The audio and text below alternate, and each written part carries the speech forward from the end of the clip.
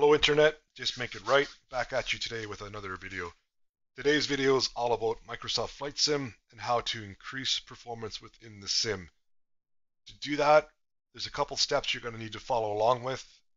First, we're going to debloat the latest version of the NVIDIA Driver. I'll show you how to do that, and then I'll show you how to go into safe mode and use Display Driver Uninstaller to do a clean install of the new debloated driver. Doing that alone, you're going to see anywhere from 10 to 30% increase in FPS within the sim depending on your hardware. I'm also going to show you a tweak that you can do that enables the NVIDIA DLSS FRAME GENERATION within the sim for 20 and 30 series NVIDIA GPUs.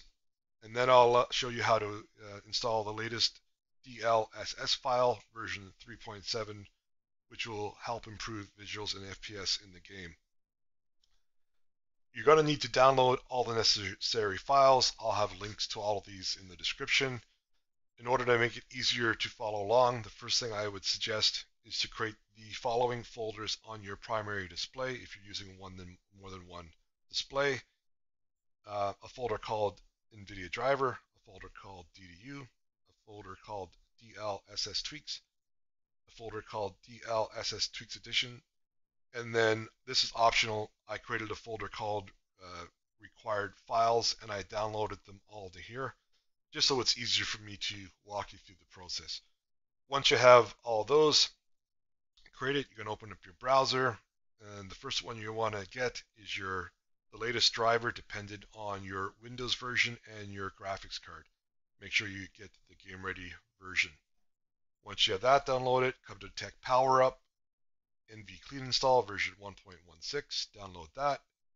Once you have that one, come to 3D Guru, Display Driver Uninstaller version 18.0.7.4, whichever mirror is closer to you. Once you have that, you're going to come to the Nexus Mods website. You're going to have to register for a free account. You don't need the premium account. You're going to grab DLSS Tweaks, manual download, and slow download. Once you have that file, you're going to come back to Nexus Mod to this link. You want to make sure you get the DLSS Tweaks Edition by clicking here, not here. Download this one. Slow download, grab that file. Then you'll want to come to the GitHub page. Again, link in the description. Grab the DLSS Swapper version 1.0.5.0, which is the latest version. And then finally, Notepad++. This one is entirely optional. Windows does come with a Notepad editor. I'm not a big fan of it. This one's much better, but if you're comfortable using the regular Notepad, by all means, but I recommend you download this one. Okay, so now you have all those downloaded. You can come to the download location where you downloaded them all. First thing I would say that you would do is any of these, with the exception of the driver, install them. So the DLSS Swapper, install that file. The Notepad++, install that one, and then NV Clean Install that one. Once you have those installed, the next thing you need to do is unzip these files to their appropriate folders that you created on your desktop. I'm going to walk you through the DDU one because it's a little bit strange what happens. I use 7-zip, so for me I'm going to right click, go to 7-zip, say extract files, select this option to browse to the folder, and choose DDU folder I created. And then I'm going to hit OK. I thought this was unzipped at this point, but when I went into the folder, it creates another folder in there, and when I opened up that folder, the executable was still zipped. So then I right click, 7-zip, extract here, and it unzips the executable into another folder. So now you have that one. Do the same process for Tweaks Edition, unzip that into the Tweaks Edition folder, and then Tweaks, unzip that into the Tweaks folder. And then you're done with all that. The next step we're going to do is launch the NV Clean Install, and I'll walk you through the process on how to debloat the driver. Choose Use Driver on Disk, browse to the location where the driver is, choose the driver file and choose open, and then select next. On this screen, select recommended, and these are the only 3 files you need. Everything else is optional. If you're on a laptop, you want this one, and then if your graphics card has a USB-C on it, you want this one. Down here is the GeForce components. This is what we're going to strip out of the driver to debloat it. All of the GeForce overlay and GeForce Experience causes extra processes to run, and it's what causes you to lose some performance. So I don't use GeForce Experience. I'm going to strip it out. If you are set on keeping GeForce Experience, then you can skip this step entirely with debloating the driver. You won't need to do it. Again, I don't use GeForce, so I'm not selecting any of those. So you're going to choose next.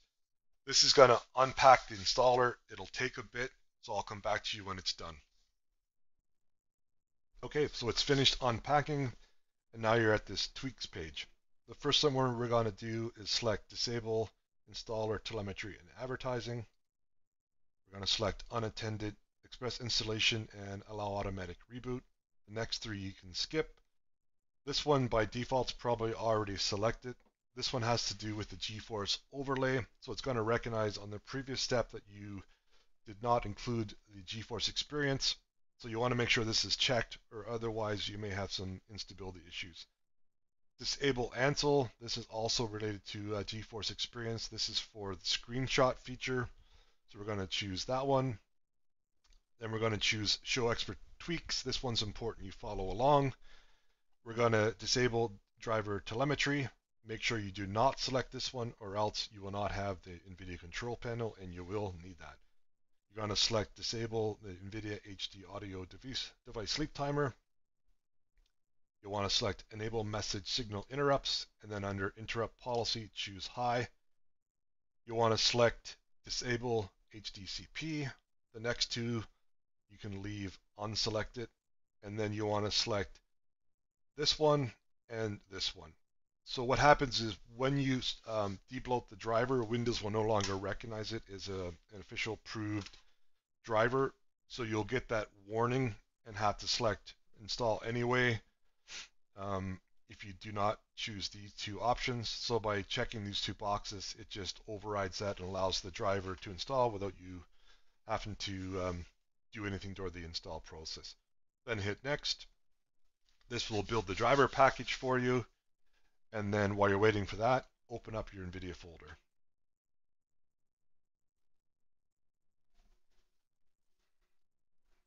Already done this step, but I'm just going to show you to walk you through. You want to choose Show in Folder and drag these so they're side by side. Select Display Driver. Hold your Shift key down and arrow down, and then drag these over into this empty folder. Then once you've done that, you can close this folder and you can close this program. This step, what it does is once you reboot your system, you're no longer going to have access to this file it created. So we're just copying it over into a folder on your desktop for easy access. And now you can close the NVIDIA driver. The next step is we have to reboot into safe mode, but before you do that, you need to disable your internet, or else once the system reboots, Windows will recognize you don't have a graphics driver, and it's going to grab the latest one off the internet, which will defeat this whole purpose. So what I like to do, because I'm lazy and I don't want to get up from my desk and reach underneath to unplug the Ethernet cord, right click on the network icon, go to Open Network and Internet Settings, go to Advanced Network Settings, and then any one of these that say Disable, click Disable. For me, I have Wi-Fi enabled on my motherboard and a second Ethernet port. I already have these disabled. And if you're using both Wi-Fi and Ethernet, maybe you're on a laptop, you're going to want to make sure you disable your Wi-Fi, because if all you do is disable the Ethernet, when the system reboots, the Wi-Fi will recognize and automatically connect. So just disable all of these to make it easier. When we're done, we're going to come back in and re-enable these. Okay, so now you've disabled your internet. I haven't because I'm not going into safe mode. I'm just going to walk you through the process. The easiest way to get into safe mode, if you're not familiar and haven't done it a lot, is in your search box here, type in change advanced startup settings, and then click restart now. That's going to reboot your computer and start the safe mode process. You're going to see a series of prompts. The first prompt you're going to see is the choose an option. For there, you'll want to choose troubleshoot. Under troubleshoot, make sure you choose advanced options. Do not select reset this PC. Under advanced options, select startup settings. Under startup settings, simply click restart. And then under startup settings, simply press 4 on your keyboard, press enter, and that will boot you into safe mode. Once you're in safe mode, you're going to be at your desktop. It'll look a little different because you're not loading any drivers or personalization features, so you probably won't even see a wallpaper. You're going to go to your DDU folder. You're going to open that, and you're going to run the Display Driver Uninstaller. This is the first time you're running it, so you're going to see this. Read each of these. It's basically saying if you don't follow the steps properly, you could make things worse, and it's telling you to make a backup. If you follow along, you're not going to make things worse. The next screen is all the options. Just leave this one alone. You don't need to make any changes here. So you can hit close. And then I'm getting this warning because I'm not in safe mode. You will not see this warning. Under this drop down, select GPU. It should default to NVIDIA. If it doesn't, select NVIDIA from the drop down. And then simply hit clean and restart and let it go through the process. I'll see you back in Windows once your system reboots. Okay, now you're back in Windows. If you're on a multi-monitor setup, you're probably only going to have one monitor that has a display on it. Hopefully that's your primary monitor and you can see your folder. Open the NVIDIA Driver folder, run the setup, and install the driver. Once that's finished installing, all your screens are going to come to life if you have multiple monitors, and then you can go back down to your internet icon and enable, right click, open internet, go to advanced, and enable your network adapters. Once that's done, right click on your desktop, select NVIDIA control panel. We have to go into your resolutions. For my monitor, this one does not support HD, so it automatically defaults to PC and the native resolution of my monitor and the highest refresh rate of my monitor. If your monitor supports HD, like my secondary monitor does, it's going to default to this setting, and it's going to default to 60 Hertz. What you need to do, come down to PC, select the highest resolution available, and then make sure it shows the highest refresh rate for your monitor. If you miss this step and your monitor that you play the game on is a HD monitor, it's going to run the game at 60 Hertz and it's not going to look very good. Select apply and you're done with that step. Alright, so the next step is we're going to go into the Microsoft install location and to the content folder and make some changes. So for me, Microsoft made some changes a couple of versions back on how the game installs. If you have the Microsoft Store version and you installed it to the default location, it'll be on your C drive under Xbox Games, and you'll see a folder in here called Microsoft Flight Sim. Because I chose to install mine on a dedicated hard drive for the sim, mine's under E, Xbox Games, Microsoft Flight Sim, and Content. So now we're in your content folder. We got to copy over a couple of files and we got to make one small registry edit. This is a real easy registry edit. But at this point, you might want to make a system restore point if you're not comfortable, so that you can go back and restore things the way that they were prior to making this change. So you're going to open up the DLS tweaks folder. You're going to see the enable NVIDIA SIG override. You're going to right click this and you're going to hit merge. It's going to give you a warning that this could cause instability. It will not. If you follow along, click yes and say OK. That change is now done. If you wanted to reverse this, you can come up here to disable it, right click and select merge, and it'll remove that entry. That's done. Now there's 3 files in here you will need to copy over to your content folder. You want the INI file, just select it and then hold down Control. You want the config.exe and you want the DLL, and then just drag those over. Make sure you're putting them in the root directory, not in a subfolder. So it should look like this, not like this. And that's done. You can close out of that. Come to your DLSS Tweaks Edition folder. There's 2 DLL files in here. Oops, I just made a copy by mistake. Grab these 2 DLL files, drag them over. Same thing to the root directory, not a subfolder. Once you've done that, you can close this. You're going to come down and find this DLSS tweaks.ini that you just copied over. You're going to right click it and you're going to say edit with Notepad++.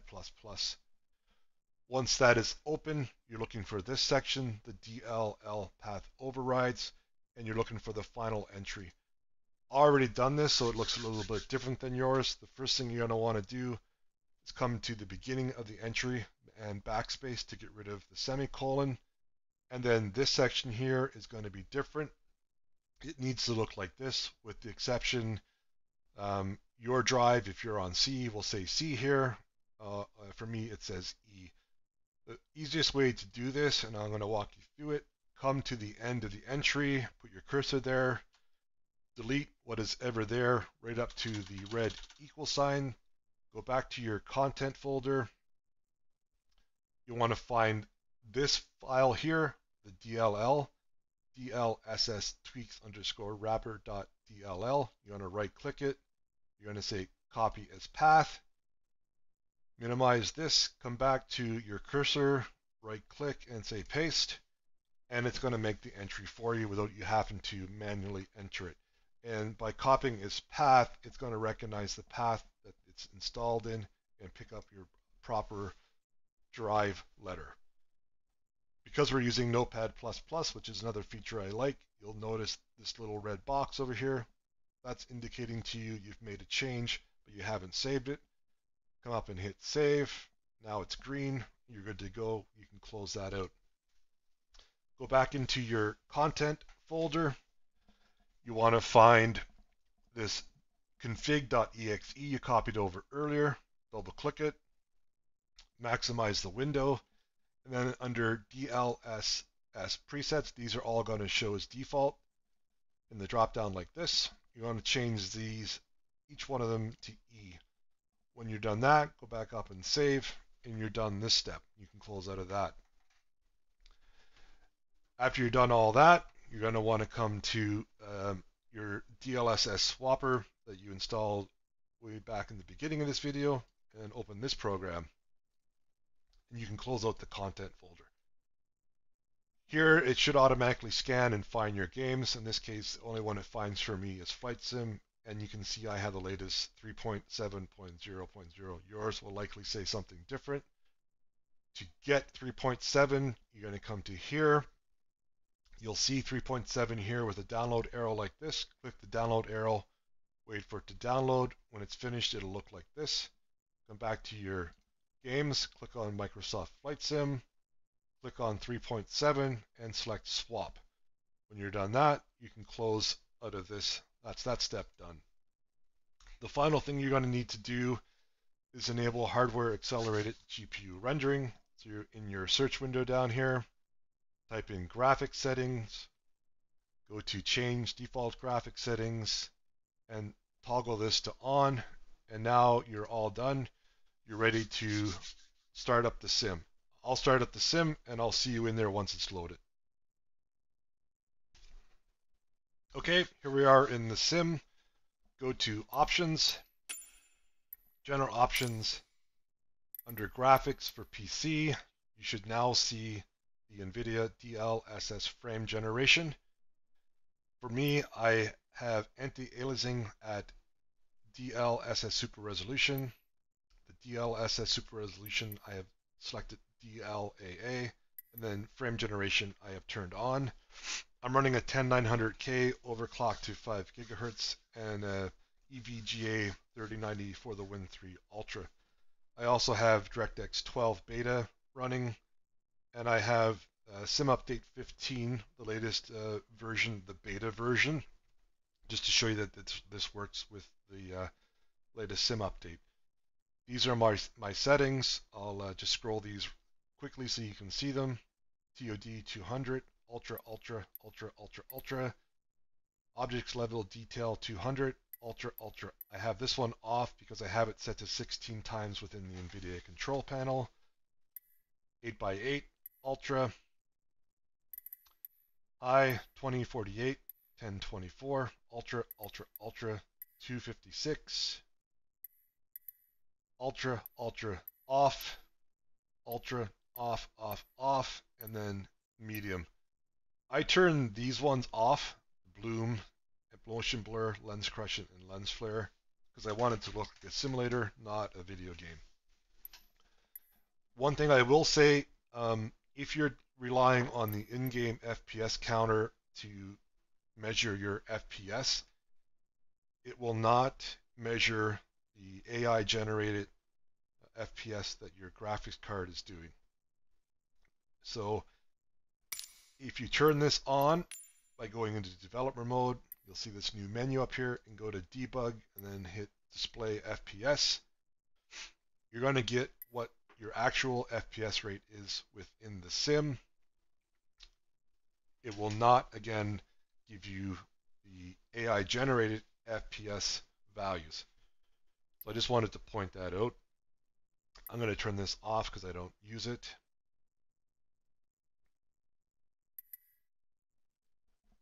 And that's it. If you followed all those steps, you should have it working like I do. Let me know in the comments, like and subscribe, and enjoy the game.